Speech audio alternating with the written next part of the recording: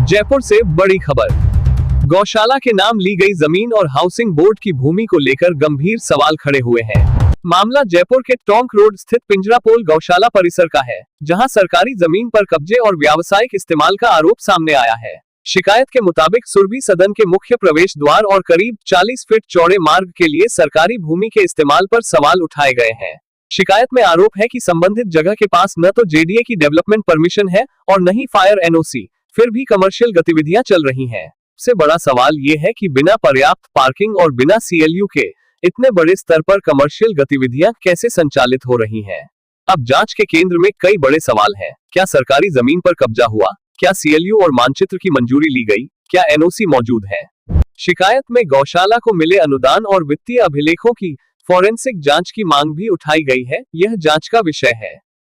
मामले में 40 बिंदुओं की शिकायत मुख्यमंत्री, मुख्य सचिव और जिला कलेक्टर तक भेजे जाने की बात सामने आई है। अब दूसरा गंभीर आरोप हाउसिंग बोर्ड की भूमि पर बने गेट और रास्ते को लेकर है, जिसकी वैधता जांच का अहम हिस्सा बन गई है। अब सवाल संबंधित अधिकारियों की जवाबदेही का भी है। अगर कब्जा या अनियमितता हुई तो जिम्मेदार अधिकारियों पर क्या कार्रवाई होगी?